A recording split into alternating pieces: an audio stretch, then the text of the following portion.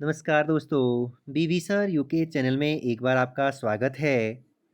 जो पढ़ाई आज आपको दर्द लग रही है, अगर इस दर्द को झेलते रहो तो कल यही दर्द आपके लिए सबसे बड़ी ताकत बन करके उभरेगी दोस्तों।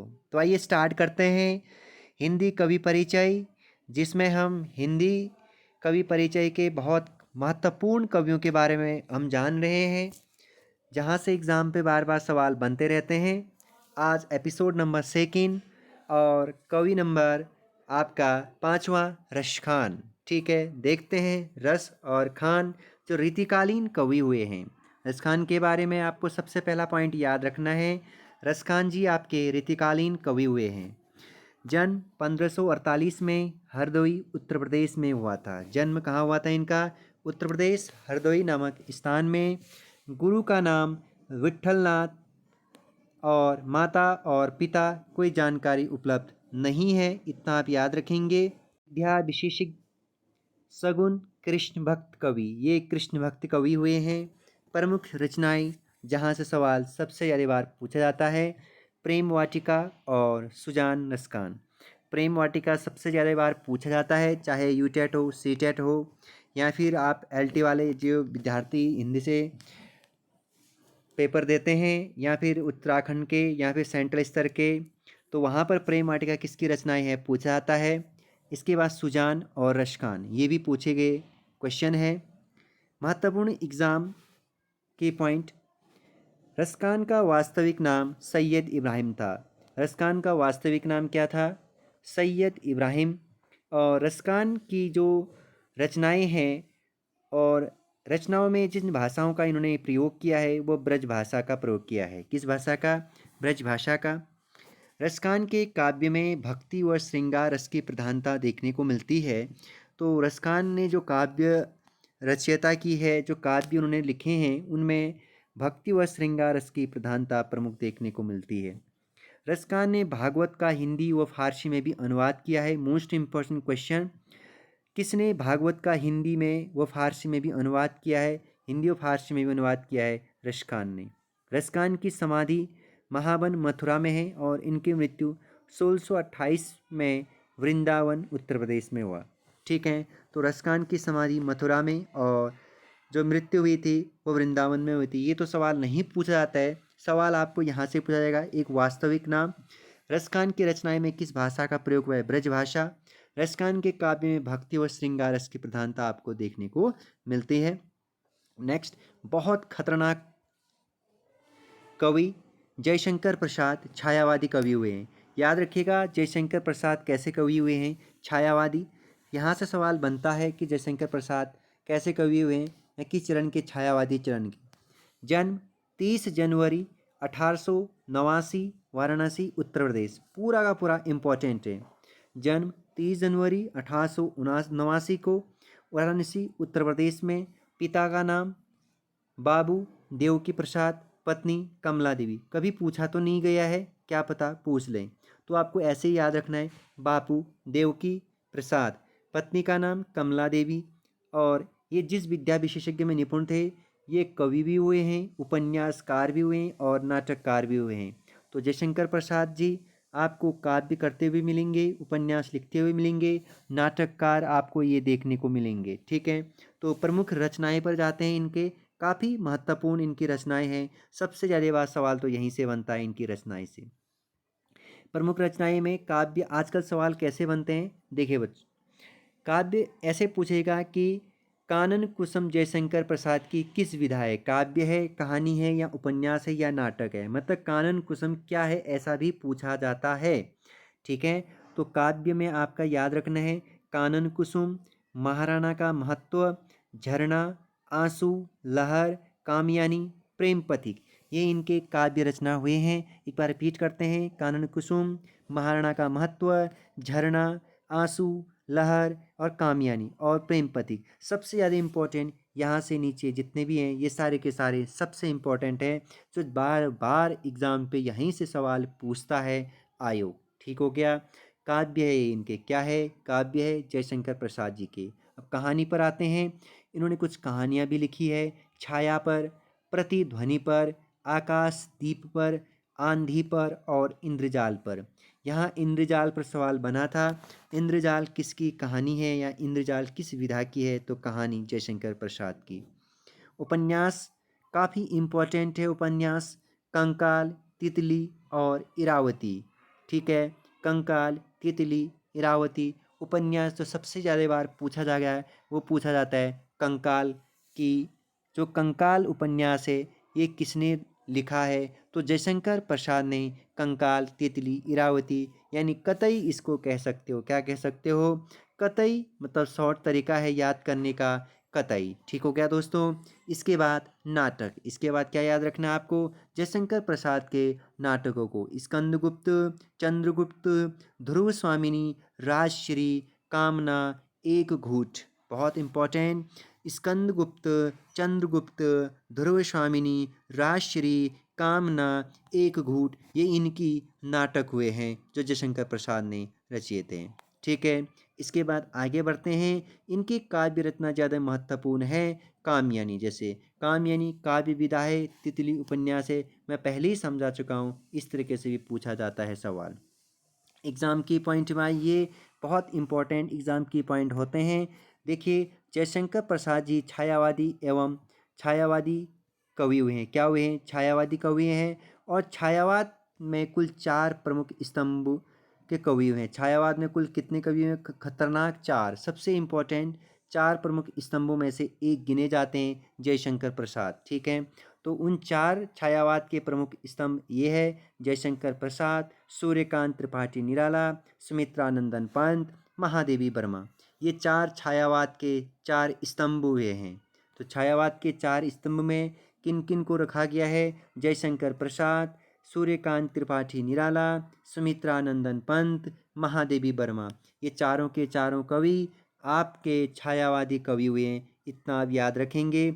और ये बहुत इंपॉर्टेंट प्रश्न हुए हैं चारों के चारों। चारों के जीवनी से सवाल पूछा जाता है और आपको चारों के चारों के बारे में अच्छे से याद होने चाहिए। इनके जीवनी, इनकी रचनाएं, इनके उपन्यास, इनकी पत्रिकाएं। ठीक है दोस्तों, आगे बढ़ते हैं। प्रसाद जी का सबसे प्रसिद्ध जो काव्य है वो कामयानी है, जिसे खरी बोली में लिखा गया है। तो याद रखना, प्रसाद जी का सबसे प्रसिद्ध काव्य का नाम बताइए। कामयानी, जिसे इन्होंने खड़ी बोली में लिखा है। 1912 में प्रसाद जी ने पहली कहानी लिखी अपनी, ग्राम्या। क्या लिखी? ग्राम्या। या कहीं पर आपका ग्राम भी देखने को मिलेगा। तो 1912 में ग्राम प्रकाशित हुई थी जयशंकर प्रसाद जी के। तो ये आपको याद रखना है। सुमित्रानंदन पंत ने कामयानी जो जयशंकर प्रसाद की काव्य है, महाकाव्य को हिंदी में ताजमहल से संबोधित किया। तो जयशंकर प्रसाद के कामयानी महाकाव्य को हिंदी में ताजमहल नाम से किसने संबोधित किया? सुमित्रानंदन पंत ने। तो याद रखना है, हिंदी में ताजमहल से किस महाकाव्य, किस काव्य को संबोधित किया गया है? जयशंकर प्रसाद के कामयानी को। ठीक हो गया, कामयानी। प्रसाद जी को कामयानी के लिए मंगला प्रसाद पारितोषिक पुरस्कार से नवाजा गया था। तो याद रखना है, प्रसाद जी को कामयानी के लिए मंगला प्रसाद पारितोषिक पुरस्कार दिया गया था। टीबी के कारण, बोले तो क्षय रोग के कारण 14 नवंबर बाल दिवस के दिन 1937 में मात्र 48 वर्ष की उम्र में वाराणसी में निधन हो गए थे। मतलब ये बात याद रखना कि आपका जयशंकर प्रसाद जी की मृत्यु किस रोग के कारण हुई थी? टीबी रोग के कारण 14 नवंबर 1937 को मात्र 35 वर्ष की उम्र में वाराणसी में इनका निधन हो गया था। ये आप याद रखेंगे। ये सवाल पूछा गया है कि 14 नवंबर 1937 को किस कवि के क्या हुए, किस कवि का हुआ था, निधन हुआ था? तो जयशंकर प्रसाद जी का। ठीक हो गया दोस्तों, आगे बढ़ते हैं। और इसके बाद जो छायावाद के द्वितीय कवि हुए थे आपके सूर्यकांत त्रिपाठी निराला। जन्म 21 फरवरी 1896, मेदिनीपुर, पश्चिम बंगाल। सवाल पूछा गया है कि मेदिनीपुर नामक स्थान भारत में कहाँ पड़ता है? तो पश्चिम बंगाल राज्य में 21 फरवरी 1896 को सूर्यकांत त्रिपाठी निराला जी का जन्म। पिता पंडित राम सहाय तिवारी और पत्नी मनोहरा देवी। कभी नहीं पूछा गया है। विधाएं किस किस में कवि, उपन्यासकार, कहानीकार और निबंधकार हुए हैं ये। तो कवि भी हुए हैं, उपन्यासकार भी हुए हैं, कहानी भी लिखा करते थे और निबंध भी। ठीक हो गया। तो आइए इनकी प्रमुख रचनाएं देखते हैं कौन कौन सी है, काफ़ी महत्वपूर्ण होने वाली है रचनाएं। अनामिका, परिमल, गीतिका, तुलसीदास, कुकुरमुत्ता, नए पत्ते, अनिमा, बेला, अर्चना, आराधना, गीतकुंज, सांध्य, काकली। इसके बाद हो जाएगा आपका अपरा। ठीक है। तो प्रमुख रचनाएं में एक बार फिर से रिवीजन करवाता हूँ मैं आपको। अनामिका, परिमल, गीतिका, तुलसीदास, कुकुरमुत्ता, नेपत्ते, अणिमा, बेला, अर्चना, आराधना, गीतकुंज, सांध्य काकली और अपरा। जो सबसे ज़्यादा बार पूछा गया है वो पूछा गया आपका कुकुरमुत्ता। कुकुरमुत्ता काव्य किसकी है? तुलसीदास काव्य किसकी है? नए पत्ते किसके काव्य है? तो सूर्यकांत त्रिपाठी निराला जी का। ठीक हो गया। मैं आशा कर रहा हूँ कि आप लोग बारी बारी तरह से इसके नोट्स बना रहे होंगे और इसको रीड भी कर रहे होंगे और वीडियो को सब्सक्राइब भी कर रहे होंगे और शेयर भी कर रहे होंगे। नहीं कर रहे हो तो आज ही कर दीजिए और अभी कर दीजिए दोस्तों। तो उपन्यास पर आइए। और उपन्यास इनकी अप्सरा, अलका, प्रभावती, निरुपमा, कुल्लीमाट, चोटी की पकड़, काले कारनामे जो अपूर्ण हुआ, चमेली भी पूर्ण नहीं हुआ, इंदुलेखा भी पूर्ण नहीं हुआ। सच ये तीन तो आप याद भी नहीं चलेंगे क्योंकि अपूर्ण उपन्यासकार हुए हैं। अप्सरा, अलका, प्रभावती, निरुपमा, कुल्लीमाट, चोटी की पकड़ जो पूछा गया है। चोटी की पकड़ सबसे ज़्यादा बार पूछा जाता है इनकी उपन्यास में। काले कारनामे अपूर्ण हुए, ये चमेली भी पूर्ण नहीं हुआ, इंदुलेखा भी। ठीक हो गया। कहानी पर आते हैं सूर्यकांत त्रिपाठी निराला जी के। लिली, सखी, सुकुल की बीबी, चतुरी चमार, देवी। लिली नाम का एक प्राणी था, सखी उनकी सहेली थी, सुकुल की बीबी उनका नाम था, चतुरी चमार और जिसे हमने देवी से नवाजा, ये इनकी कहानी हुई है। निबंध आलोचना में देखिएगा, रविंद्र कविता कानन इनकी निबंध आलोचना है। प्रबंध, प्रतिमा, चाबुक, चयन और संग्रह। यहाँ से सवाल तो एक चाबुक पर बना है तो आपको याद रखना है चाबुक निबंध आलोचना किस कवि के हुए हैं या किस कहानीकार के हुए हैं। तो आपको याद रखना है कि सूर्यकांत त्रिपाठी निराला जी। ठीक है। आगे जाते हैं, एग्ज़ाम की पॉइंट पर देखते हैं क्या क्या है। सूर्यकांत त्रिपाठी निराला जी छायावाद के 4 स्तंभों में से एक थे।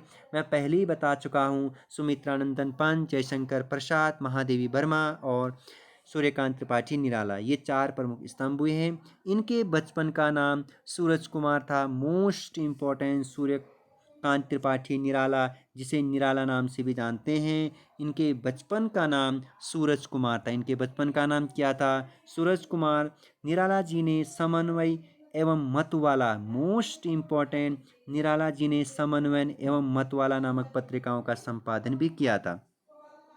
समन्वय एवं मतवाला नामक पत्रिका के संपादक कौन ने? सूर्यकांत त्रिपाठी निराला। इनकी पहली प्रसिद्ध कविता जूही की कली शीर्षक से थी। मोस्ट इम्पोर्टेंट, जूही की कली कविता के शीर्षक कौन हुए हैं? सूर्यकांत त्रिपाठी निराला जी। निराला जी की रचनाएं अधिकतर खड़ी बोली में आपको मिलेंगी। ठीक है। राम की शक्ति पूजा के माध्यम से निराला जी ने राम को समाज में एक आदर्श के रूप में प्रस्तुत किया। सूर्यकांत त्रिपाठी निराला जी ने 1976 में त्रिपाठी जी पर डाक टिकट 1976 में भारत सरकार के द्वारा डाक टिकट जारी किया गया। निराला जी को हिंदी साहित्य में मुक्त छंद का प्रवर्तक भी माना जाता है। मोस्ट इम्पोर्टेंट, हिंदी साहित्य में मुक्त छंद का प्रवर्तक किसे माना जाता है? तो सूर्यकांत त्रिपाठी निराला जी को। और कहते हैं कि निराला जी कहते हैं कि मनुष्यों की मुक्ति की तरह कविताओं का भी मुक्त होता है, ऐसा कहते हैं निराला जी। मनुष्यों की मुक्ति की तरह कविताओं का भी मुक्ति होती है। यह कथन किसका है? निराला जी। क्योंकि निराला जी कहते थे कि अगर मनुष्यों की मुक्ति होती है तो कविताओं की भी मुक्ति होती है, ऐसा निराला जी ही कहते थे। 15 अक्टूबर 1961 में इलाहाबाद में क्या हो गया? ये पंचतत्वों में विलीन हो गए, मतलब इलाहाबाद में इनकी मृत्यु होगी 15 अक्टूबर 1961 को, जबकि जन्म 1896 मेदिनीपुर पश्चिम बंगाल में हुआ था। ठीक है दोस्तों। तो ये था सुमित्रा सूर्यकांत त्रिपाठी निराला। इसके बाद हम पढ़ेंगे सुमित्रा नंदन पंत के बारे में। लेकिन आज के लिए इतना ही दोस्तों। तो चैनल पर पहली बार आए हो तो सब्सक्राइब और शेयर करिए दोस्तों, और अच्छे से नोट्स बनाइए। और अगर आपको नोट चाहिए तो हमें बताइए, हम आपको नोट्स प्रोवाइड करवाएंगे दोस्तों। तो तब तक के लिए आप लोगों से इजाज़त लेते हैं। अन्य वीडियो को देखते रहिए। Bye bye, take care.